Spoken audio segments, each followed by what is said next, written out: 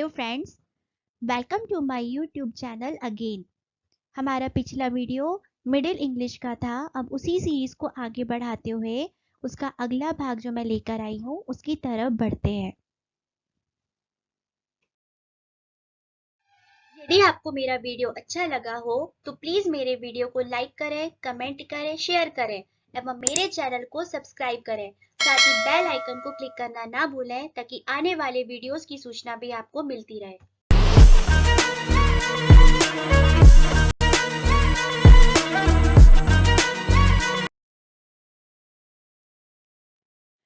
आज हम पढ़ने वाले हैं एक नया इम्पॉर्टेंट टॉपिक जिसका नाम है मॉडर्न इंग्लिश। यदि आपने मेरा पिछला वीडियो देखा होगा तो मैंने old English and middle English में वीडियो बनाया हुआ है। अब जो हम नया टॉपिक पढ़ेंगे वह है मॉडर्न इंग्लिश। तो चलिए बढ़ते हैं आज के हमारे टॉपिक की ओर।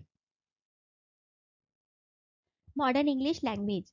देखिए, मॉडर्न इंग्लिश लैंग्वेज को इजी से इजी तरीके से समझाने के लिए इसका पूरा जो एक नॉर्मल इंट्रोडक्शन है मैंने स्क्रीन पर लिख रखा है, आपको दिखाई भी दे रहा होगा। जैसे हम पहले बात करते हैं मॉडर्न इंग्लिश लैंग्वेज के टाइम पीरियड की कि कब से शुरू हुआ, तो लिखा भी हुआ है the time period of modern English starts from 16th century and it is still going on। मतलब जो हमारा मॉडर्न इंग्लिश लैंग्वेज है इसका जो काल है वो 16वीं शताब्दी से प्रारंभ होता है और यह अभी भी चल रहा है। अगली बात करते हैं हम इसके चेंजेस की, यानी पहले की जो ओल्ड इंग्लिश या मिडिल इंग्लिश है उससे मॉडर्न इंग्लिश कैसे चेंज हुई। तो है some major changes can be seen in modern English as compare to old English और मिडिल इंग्लिश। यानी पुरानी इंग्लिश या मिडिल इंग्लिश की तुलना में जो मॉडर्न इंग्लिश है उसमें बहुत सारे अपन को ह्यूज चेंज या बड़े बदलाव देखने को मिलते हैं। अगला है प्लेस। तो today English holds a really important place in the global level. हम सभी जानते हैं कि आज जो इंग्लिश है वो वैश्विक स्तर पर बहुत महत्वपूर्ण स्थान रखती है, बहुत महत्वपूर्ण इसकी भूमिका आज पूरे वैश्विक स्तर पर है।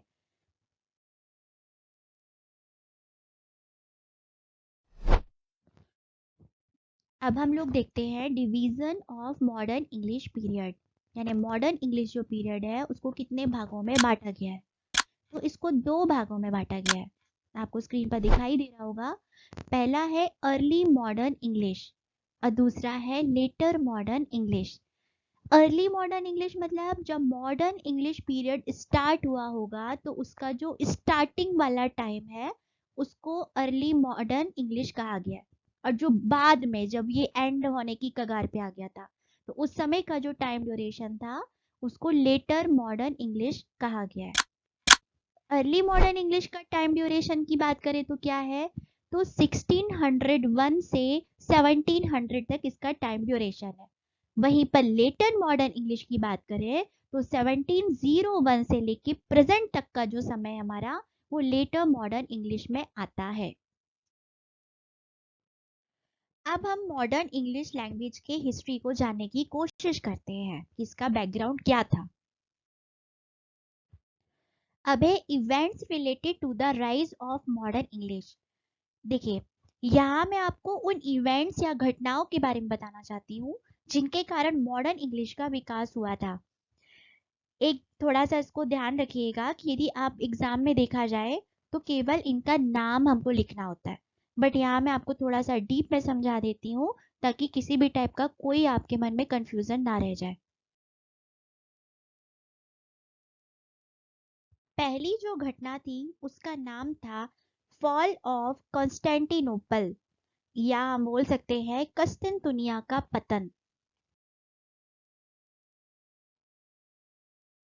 Fall of Constantinople.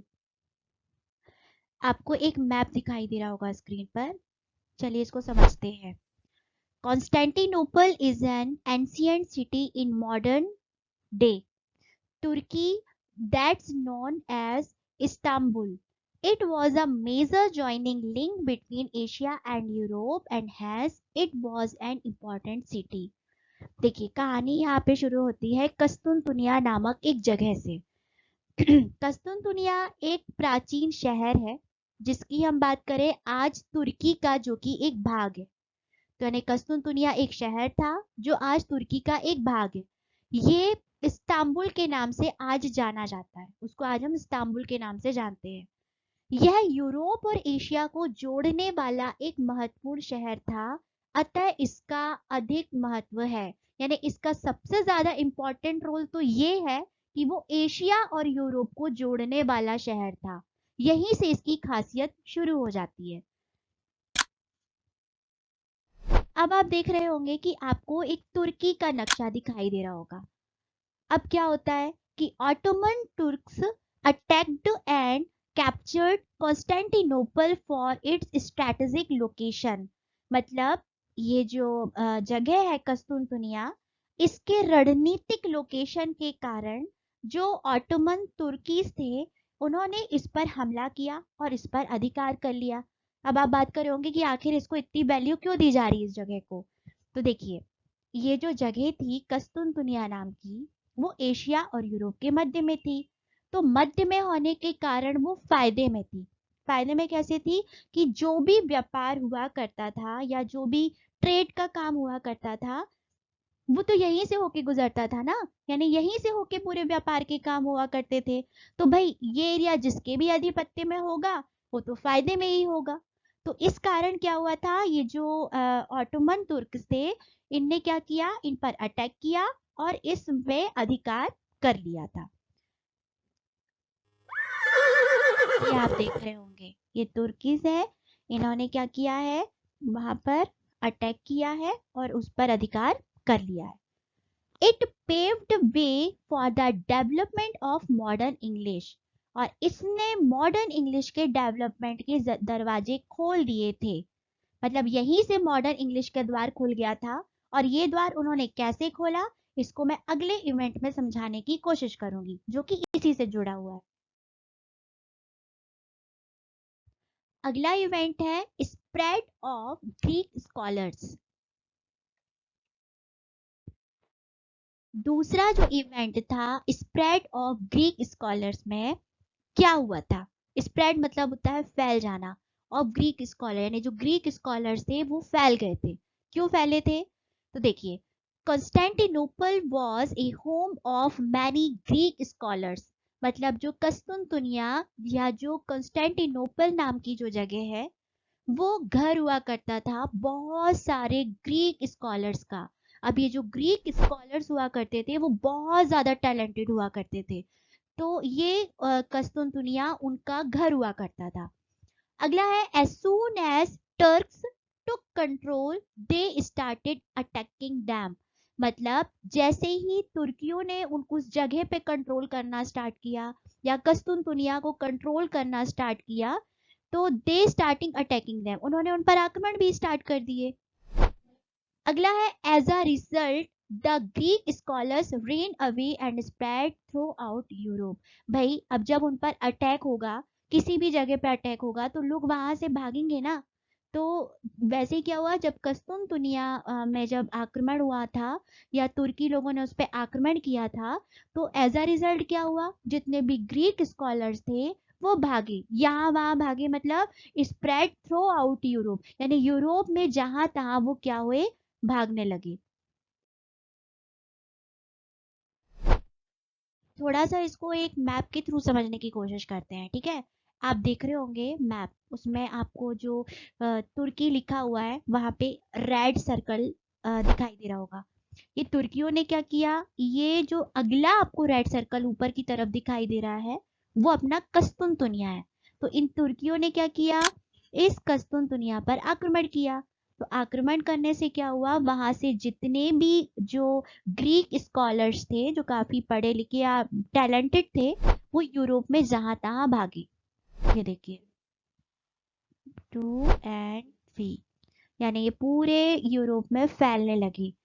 इस तरह ये अब यहाँ से क्या हुआ, ग्रीक जो कि ग्रीक स्कॉलर्स है वो यूरोप में जहां तहां फैलने लगे हैं, जिसके कारण अब धीरे धीरे क्या होगा, वो इंग्लिश के संपर्क में आएंगे। और इंग्लिश के संपर्क में आने पे क्या होगा, इंग्लिश का उन पर प्रभाव पड़ेगा और इसी तरह यहाँ से इंग्लिश का धीरे धीरे विकास या डेवलपमेंट स्टार्ट हो जाता है। अगला इवेंट है introduction of printing press. Introduction of printing press, देखिए ये आपको एक फोटो दिखाई दे रहा होगा एक आदमी का, इनका नाम है विलियम कैक्सटन। यहाँ पे थोड़ा सा आपको जो लिखा हुआ है कैक्सटन उसको थोड़ा समझ जाइएगा, उनका नाम है विलियम कैक्सटन। अब क्या हुआ, इनका क्या रोल है, तो the printing press was introduced in England by William Caxton in 1476। मतलब जो प्रिंटिंग प्रेस को विलियम कैक्सटन ने इंग्लैंड में 1476 में लाया था, यानी इनके कारण यानी यही एक व्यक्ति है जिन्होंने 1476 में इंग्लैंड में प्रिंटिंग प्रेस को लाया था। फिर है and it helped in the spread of English language through out the world by the help of books. और इन्हीं के जरिए, इसी के जरिए जो किताबें छापे, इन्होंने अंग्रेजी के प्रचार में अत्यधिक सहायता दी थी। देखिए ये आपको लेफ्ट साइड में जो एक फोटो दिखाई दे रहा है वो प्रिंटिंग प्रेस का है, जो पहली प्रिंटिंग प्रेस है जो इंग्लैंड में आई थी, ये इसका फोटो है।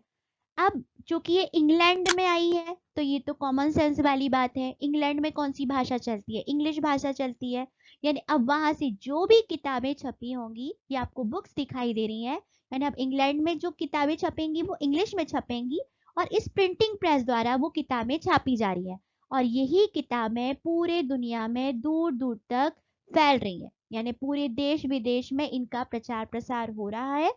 यानी हम बोल सकते हैं this helped in the spread of English culture and language. मतलब चूंकि ये इंग्लिश में किताबें छापी गई हैं और पूरी दुनिया में के लोग इसको पढ़ रहे हैं, मतलब इंग्लिश का भी प्रचार अब हर जगह होने लगा है। अब अगला इवेंट है discovery of America bye Columbus. Discovery of America bye Columbus, देखिए ये आपको दिखाई दे रहे होंगे कोलंबस, जिनका पूरा नाम है क्रिस्टोफर कोलंबस। अब इनका क्या रोल है, तो Christopher Columbus and Spanish discoverer set sail from Spain in his ship Saint Maria on 3rd August 1492 and discovered America in the very same year. मतलब एक स्पेन के रहने वाले थे, कौन, कोलंबस, तो एक स्पेनिश खोज करता है जिनका नाम है क्रिस्टोफर कोलंबस। ये 3 अगस्त 1492 1492 को ये कहाँ से निकले, स्पेन से समुद्री यात्रा पर निकले थे और 1492 में ही उन्होंने अमेरिका की खोज कर ली थी, जिससे अंग्रेजी भाषा विश्व के दूसरे कोने तक पहुंच गई। ये देखिए ये आपको दिखाई दे रहा है स्पेन और ये आपको दिखाई दे रहा है अमेरिका। स्पेन से निकले हैं ये कोलंबस,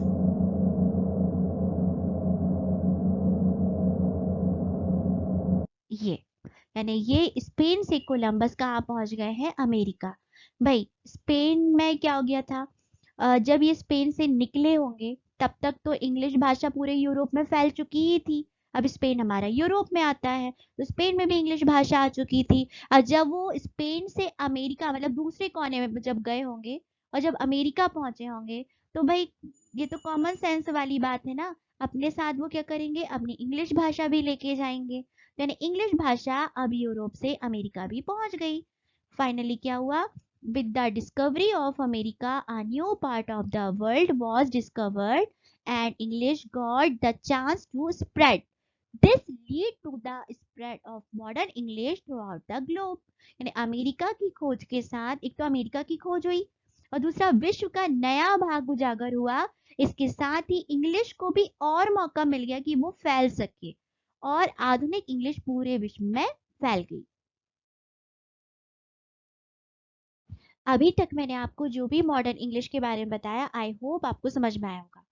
अब थोड़ा सा इसकी ओर और आगे बढ़ते हैं और देखते हैं कैरेक्टरिस्टिक्स ऑफ मॉडर्न इंग्लिश। अब हम देखते हैं कौन कौन से कैरेक्टरिस्टिक थे मॉडर्न इंग्लिश के। पहला है एडेप्टेबल, यानी अनुकूलनीय, एडेप्ट कर सकते हैं।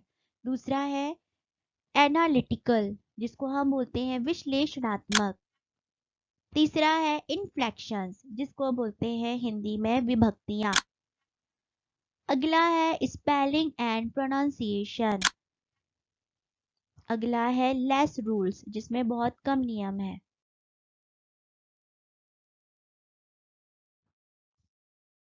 अब मैं एक एक करके आपको सारे पॉइंट्स को डिटेल में समझाती हूँ। पहला है एडेप्टेबल एंड रिसेप्टिव। पहला है एडेप्टेबल एंड रिसेप्टिव। देखिए स्क्रीन पर आपको दिख ही रहा होगा, बहुत इजी तरीके से नोट्स मैंने तैयार किया है कि after the middle English period ended English language started spreading. यानी जैसे ही हम बोल सकते हैं कि मिडिल इंग्लिश का जो टाइम ड्यूरेशन था वो समाप्त हुआ, यानी मिडिल इंग्लिश का पीरियड खत्म हुआ, उसके बाद अंग्रेजी भाषा यानी इस मॉडर्न इंग्लिश का प्रसार स्टार्ट हो गया। The best feature of modern English was that it was adaptive. यानी इस मॉडर्न इंग्लिश की सबसे अच्छी खास विशेषता यह थी कि वो सभी के अनुकूल थी, एडेप्टिव थी, यानी उसे इजीली एडेप्ट किया जा सकता था। People started using their own dialects while speaking English.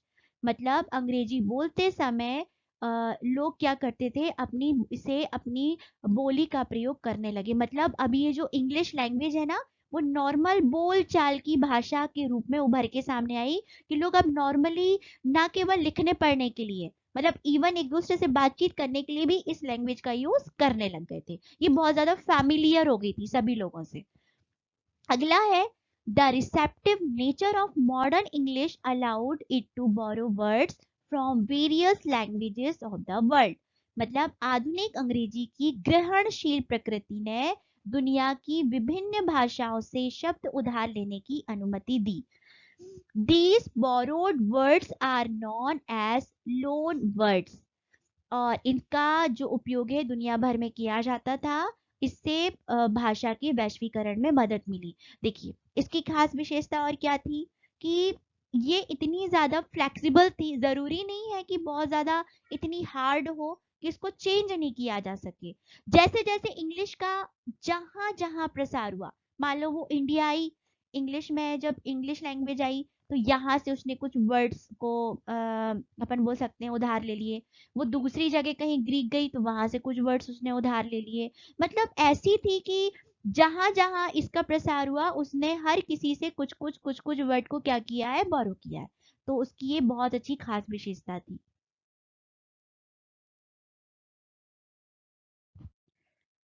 अगली इसकी विशेषता है एनालिटिकल।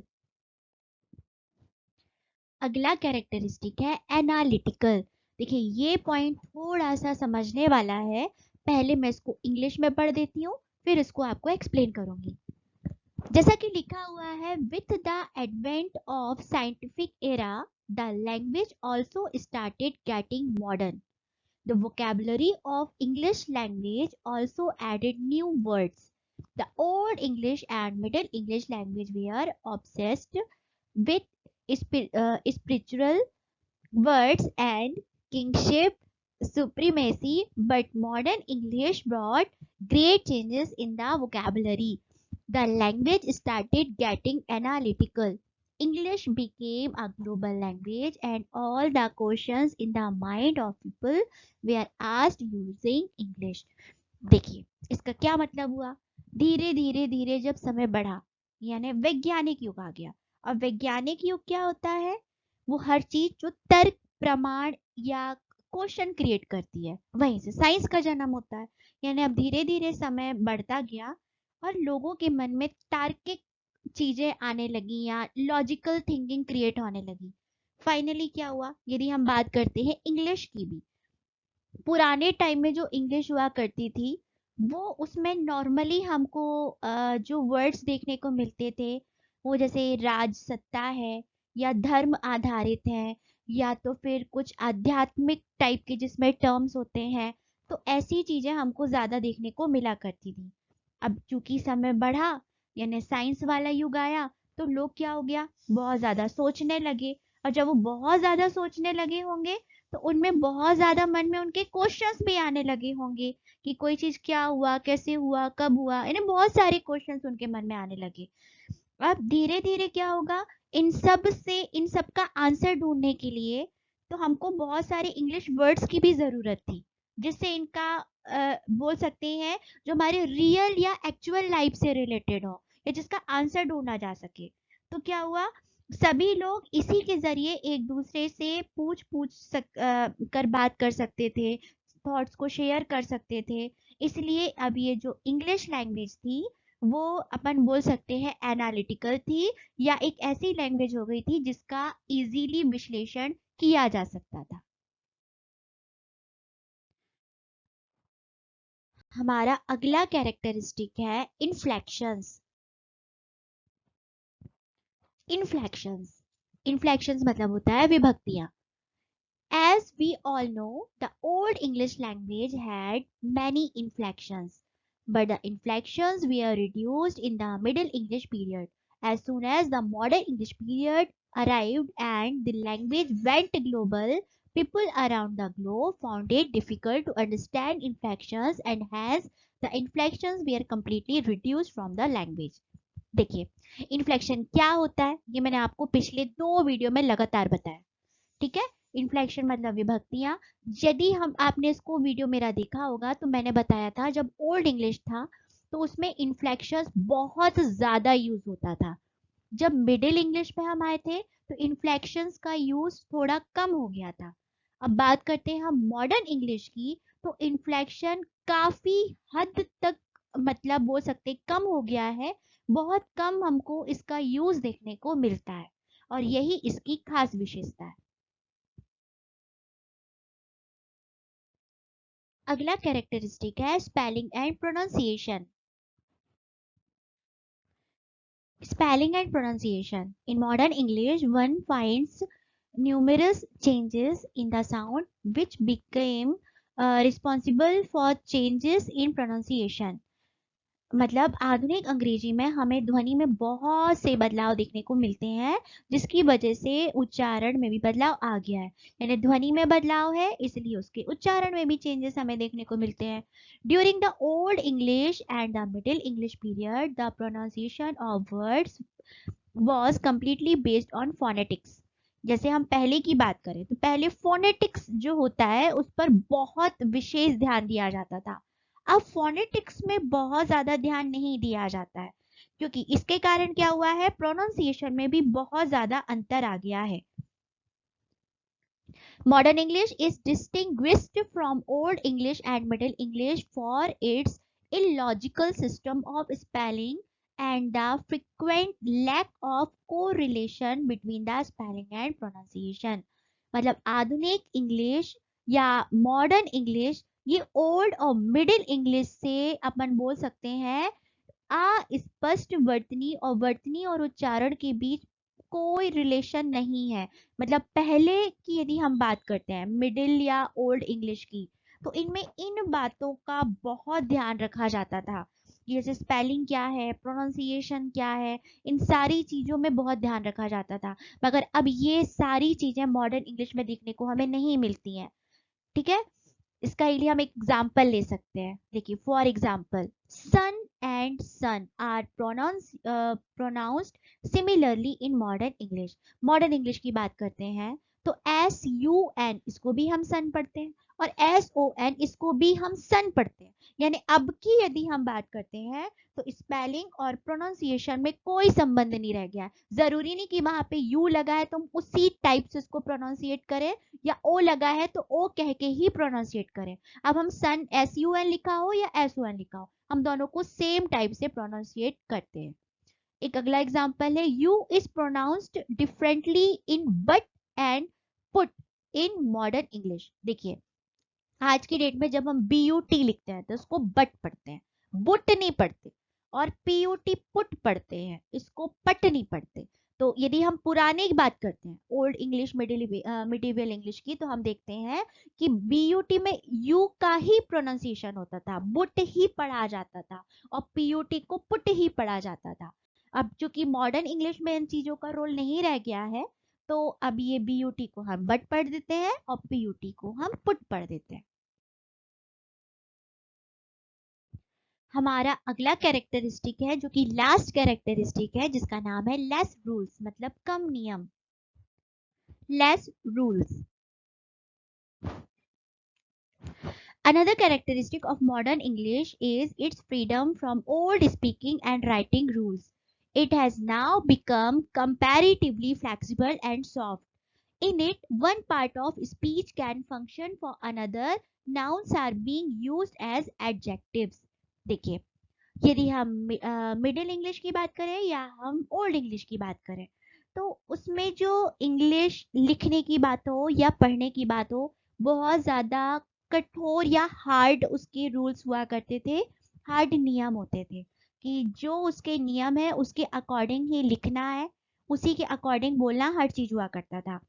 मॉडर्न इंग्लिश में हमें इन सारी चीज़ों से एक फ्रीडम मिली, यानी अब मॉडर्न इंग्लिश है, ये हमें सबसे बड़ी विशेषता है कि नियमों से मुक्त करती है। अब इसको क्या होता है कि इसको ये बहुत ज़्यादा फ्लेक्सिबल हो गई, जिसको लिखना पढ़ना बोलना बहुत ज़्यादा आसान हो गया। ग्रामर में भी इसमें बहुत सारे हमें चेंज देखने को मिले, जैसे इसको समझते हैं।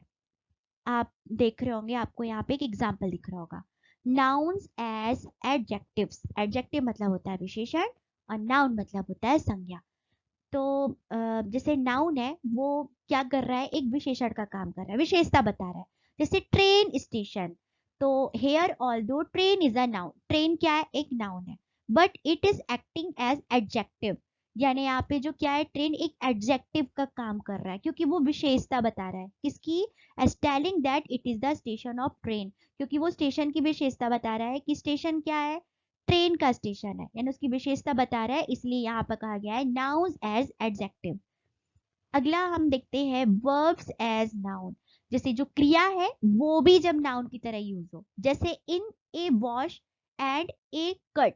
देखिए, वॉश की बात करें तो वॉश करना क्या होता है, एक क्रिया है, वर्ब है, बट उसके आगे हम ए वॉश लगा देंगे तो वो नाउन बन जाएगा।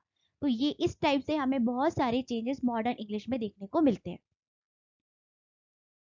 तो ये था पूरा हमारा वीडियो मॉडर्न इंग्लिश के बारे में।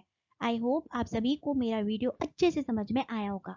यदि आपको वीडियो मेरा अच्छा लगा हो तो प्लीज़ इसे लाइक करना ना भूलें, और मेरे चैनल को सब्सक्राइब करना भी ना भूलें। Thanks for watching.